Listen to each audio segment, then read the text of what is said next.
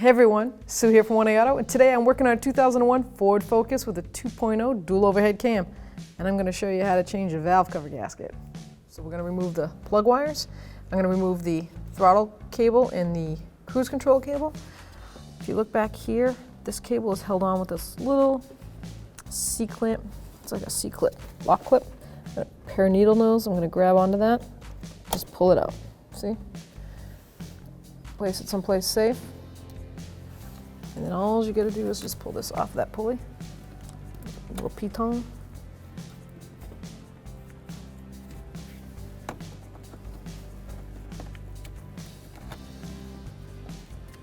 Like that. And then this one simply comes off by squeezing it forward. Once you've taken it, the banjo style one off of the rubber bushing and undid the slide clip, you're just going to grab firmly and kind of pull it up. Comes right out. Same with this one. Just grab and pull out. Now that rubber piece, the grommet, will fit through. Just wedge it through. Pull the cable right up. Now you can just follow your cable and undo any brackets or clips where it's attached. Just get it out of your way. Now we're going to remove the spark plug wires. And that's pretty easy, just twist and pull up at the same time. These are all great times that you can take a good visual of your parts that are additional to what you're doing. When you see oil like that on your spark plug wires, they need to be replaced, because what happens in there, the petroleum of oil will break things down, and it breaks this rubber down, and eventually that spark is going to find its fastest way out, and that's not going to be on the spark plug, it's going to be out the side of this boot, and you're going to have a running condition, a misfire. Misfires are not good to let them go and just say, oh, I know I need a tune-up, because when a car nowadays that's computerized, fuel injected, is dumping fuel because it's misfiring, it's not burning it, it eventually will clog the converter, and then you have numerous amounts of endless bills going into the car. Where simple, I know this is going to be a misfire someday, so I have to get plug wires to replace them while I'm doing this job. These are all 8mm socket size for these valve cover bolts, and I'm just going to start taking them off. I'm going to release the pressure in the middle first.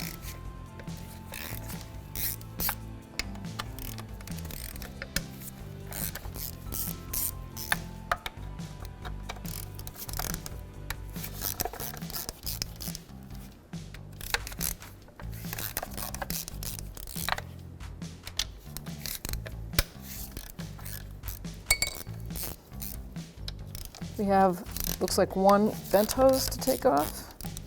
That's no big deal. I just like to loosen them all up pretty much evenly, and then I'll take all the bolts out and lift the valve cover up. So it looks like this vent hose here in the back is either going to be 8mm, which it is not, or a flathead screwdriver. I'm opting for the flathead screwdriver, and we'll get it off right away. Factory, if you still have factory parts on your car, if it's not the age of this one, it might just be a clamp with a pair of pliers. This looks like it's been replaced at some point. It's no big deal.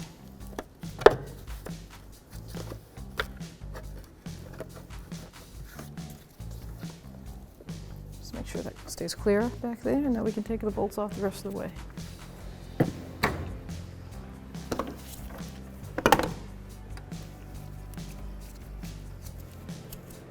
The last one. Now as you go around and you take these out, every car is different, so good practice is to check the length of every bolt, which I did with all the other ones, and I know that these are all the same length. So I don't have one valve cover bolt that's longer than the other or shorter, so we're safe in that. Now we can just lift this right up. If it doesn't lift right up, break free, I get a flathead screwdriver, a good size one, or a pry bar. You're just going to slightly put pressure on an edge, because that's a hard plastic cover and you don't want to chip it. So these stick pretty good because around each edge cam lobe for where the rubber gasket meets. A lot of people put RTV. Sometimes they put so much of it that it really sticks down. So be careful and don't damage the actual cover itself. You don't want to crack it. You just want to try to break that RTV free. Find a safe way to do it. So I found this little spot up here, or shall I say the camera guy did. So I'm going to put the flat screwdriver in there and see if it will lift up without breaking that plastic gear. And look at that. Genius.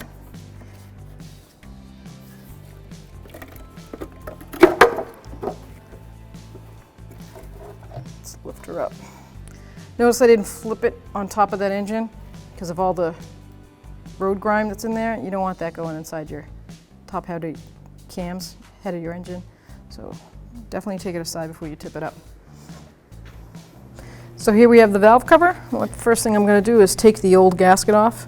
You can see somebody use a lot of RTV, black RTV here. So, experience. 1, rubber gasket and RTV don't like to mix. So the RTV should only be used, if you look on an engine, RTV with a rubber gasket and even a cork gasket should only be used where there is a seam in the aluminum or the steel. So you have a seam here because you have caps, bearing caps.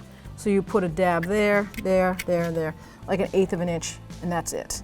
You don't put it all the way around this way.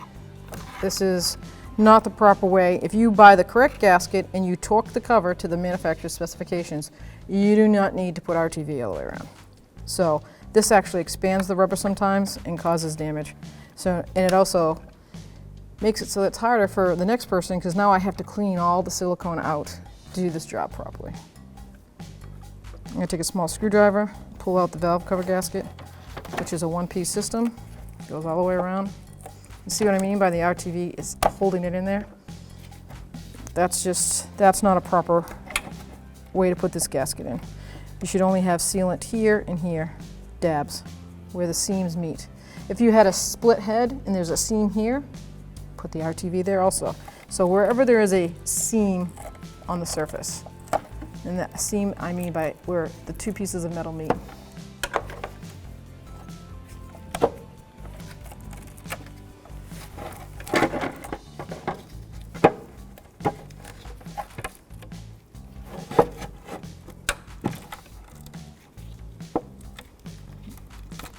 Wow.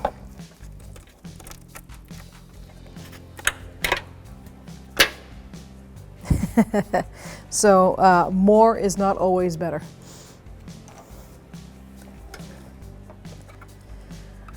So this is a hardened fiber plastic cover. It's not a metal cover. So the best way to get this out is if you have a brass brush, because the brass bristles will not crack the plastic or eat away at it. They're soft metal, so that's a good way to clean this out. Or you could take your time and do what I'm doing here.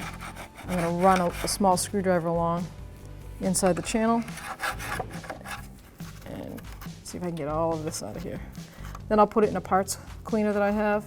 If you're at home and you don't, you're going to have to spray it with like parts cleaner and just keep scraping and don't give up because you want to do the job right. And that's why these chambers in here are probably filled with oil.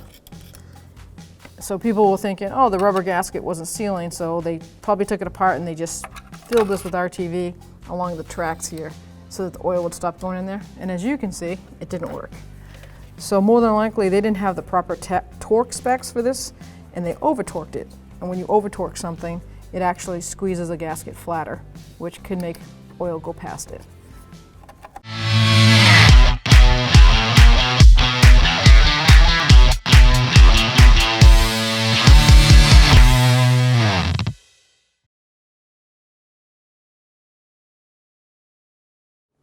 So now we're going to clean up the top of the head here where the valve cover meets, and I have a scraper, so I'm just going to lightly run it across here, and I'm going to remove all this RTV that was placed in its place, and please do not get anything inside the heads. That's the goal here, is to not have it go down inside. So I'm always going to try to scrape away from it, in the road dirt and the oils that get left behind. You can use a razor blade if you're really gentle, because aluminum, the razor blade is nice and sharp, so it will actually stop and gouge the aluminum. You don't want that. So like this rubber piece, make sure it goes away. If it's a big piece of silicone or RTV that falls down into the pan, it won't damage anything as far as metal goes, but what it does is it clogs the pickup screen, and then the pickup screen, the oil doesn't go past it, and then you lose oil pressure, and then that will damage the metal.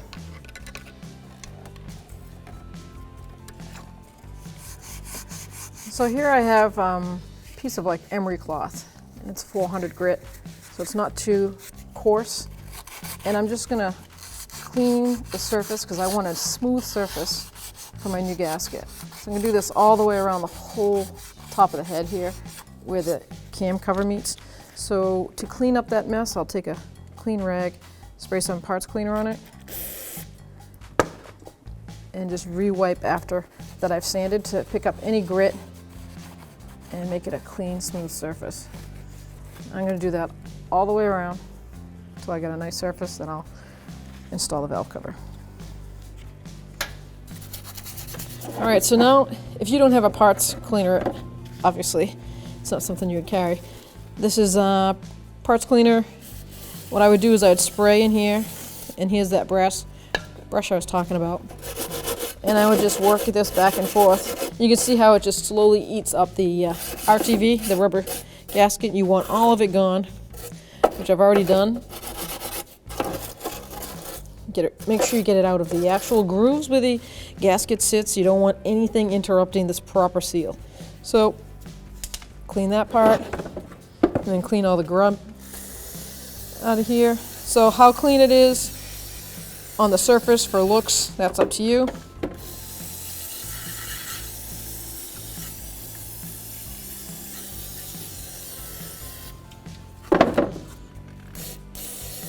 Gotta let it dry. So what I like to do is I'll just hose this off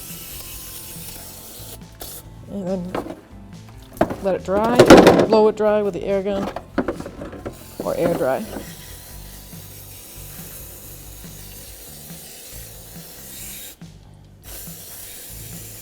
So now we have our valve cover, it's nice and clean, and I'm gonna install our new gasket.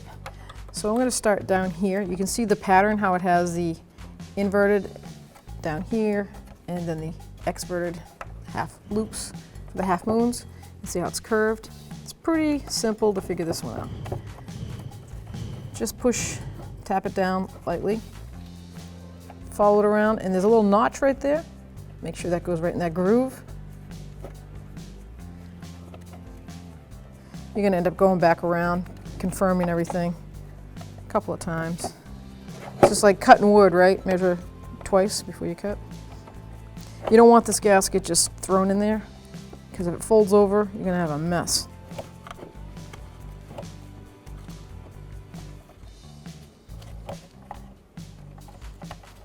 Follow it all the way around, and I'm gonna show you the points of where to place the RTV.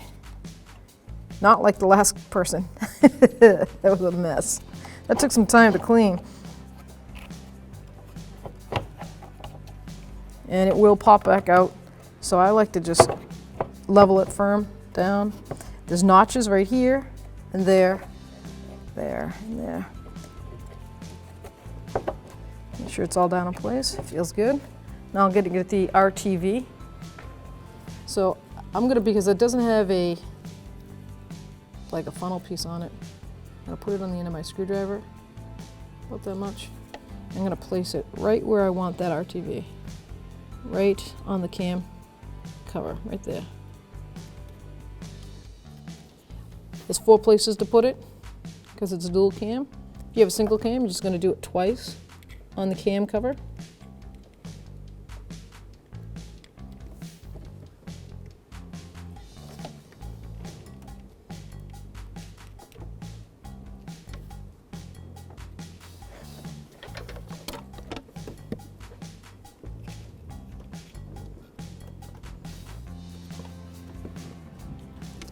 Put a little more there.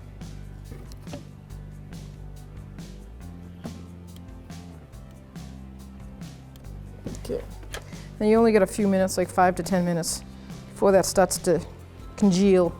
So make sure you get your cover all ready to place down on it. Now I've already sanded, cleaned that area. So before we get ready to place our valve cover down, we're gonna take oil out of those cylinder, the spark plug holes. I'm just gonna take a rag down there. This is what I don't wanna make a mess and blow a blowgun down there because that'll be not pretty. I'm gonna try to get most of it up this way.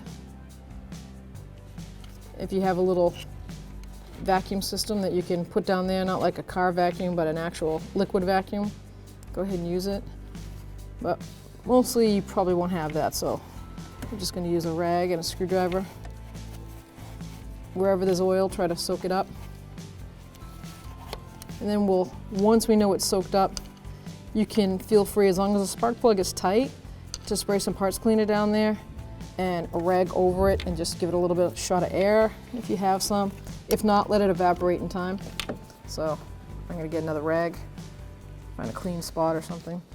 Make sure you pick up after yourself on that. You don't wanna leave anything. This oil will burn and smell, and you just did a job. You wanna take pride, make sure it doesn't smell, or heaven forbid, just, if you don't pick this up, right, it's gonna ruin the spark plug wires. And then you're gonna say, geez, do I have a leak after the job I just did, or is that the old stuff? So obviously you wanna pick it up. So the area's all clean, our spark plug's back in, our RTV is down.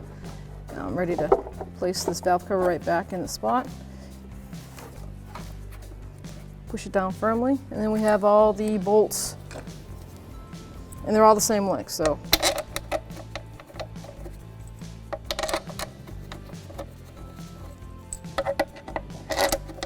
It's an 8mm socket, and we're gonna go from the center out with torquing. 8mm socket, and I'm just going to literally snug them down. So the torque is 7 Nm, so you just wanna literally bottom the bolt on that cover. Go from the inside out pattern, and then we'll get our torque wrench, do the same, but torque it at 7. So this says the first stage is 2 Nm. I don't know about you, but torque wrench doesn't go down that low. It's pretty low. So we're gonna go to the second stage, which is 7 Nm.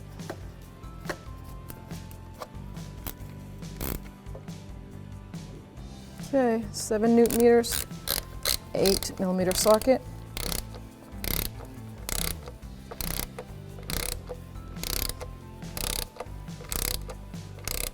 I guess you could really snug it down. I just didn't want to over torque it.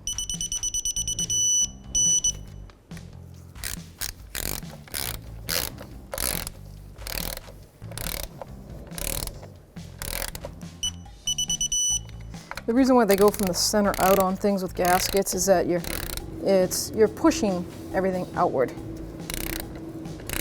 Where this is a rubber gasket, you want to make sure it doesn't fold over and it seats properly. And then you're always going to check your torque twice. So once you're done, you've gone around once, start again in the center, and just double check your torque.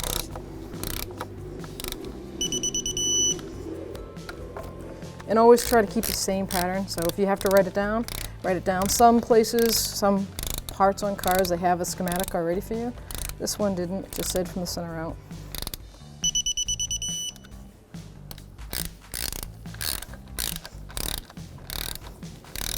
And then what I like to do on the corners, I'll just alternate from this side to that side.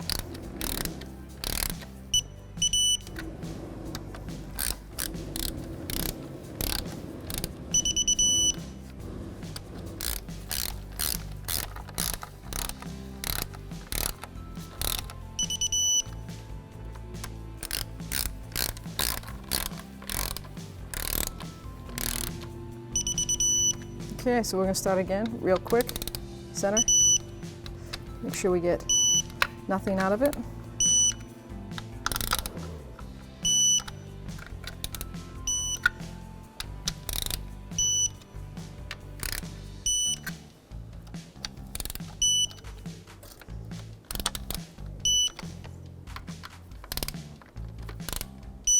Wonderful. Last thing is don't forget to hook up your PCV line to the valve cover. And then this one's just a flathead screwdriver. You might have a pair of pliers style.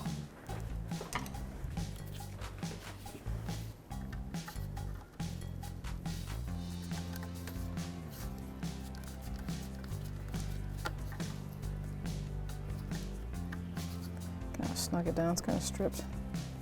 There we go. Perfect. Now I'm going to install the plug wires. Now if your vehicle, examine the parts obviously before you put them back in. This particular car, I'm going to replace the plug wires because see the oil that was where that chamber was leaking into? Oil soaked. This is going to swell up and it's going to cause the spark to shoot down the loosened rubber and ground out on the block. That'll cause a misfire eventually. Plus it looks like it had an animal living and ate a little bit of rubber right here. So we don't know what else is compromised. So we're just going to replace these plug wires and go from there. So shortest one, I'm going to say that's going to be the closest cylinder right here, which is cylinder 4. So I'm going to pop that right down until I hear it click. The next one, this is the next shortest one. And I'm going to alter the angle of the plug wires.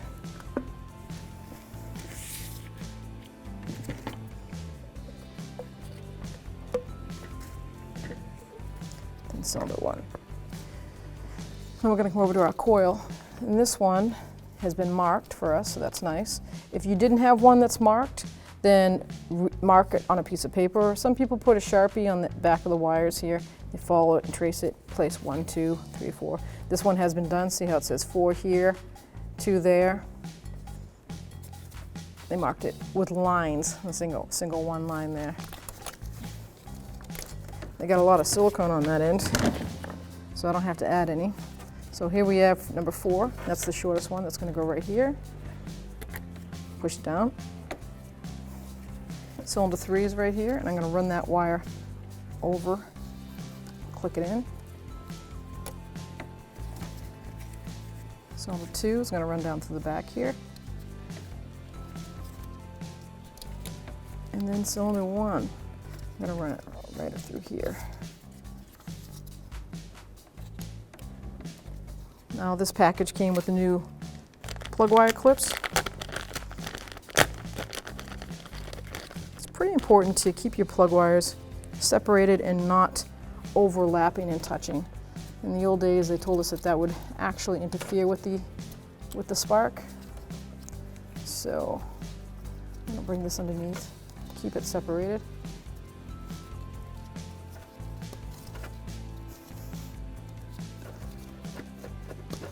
See, it makes it look clean too. So now we're gonna put our cruise control and our throttle cable back on. It's actually the kickdown cable. I do believe it's the shifter kickdown. So that one's going to go on this notch that's right here. Lock it in. This is going to get pushed in like that. And then we have the throttle cable. Same thing, run that down. Now, see the rubber boot stuck to the actual throttle? I couldn't get that off.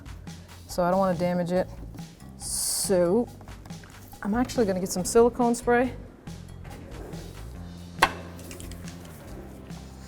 And I'm going to spray this square so I can get it to squeeze in a little bit easier.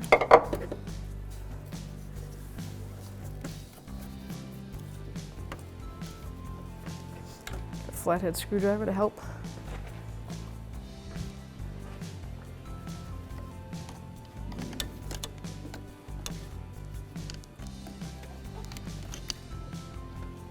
There we go. Perfect. Now I'm going to spray that little grommet. Hopefully I can get this to snap right down on. Yep, perfect. You can see this little cable burr. He does need a new throttle cable. That's a good sign that needs it, but it's not here yet, so I'm just going to show you how to take one off and put it back on. And once it gets here, I'll replace it. So here is our C-lock. It's a little clamp-like. That's going to go right there.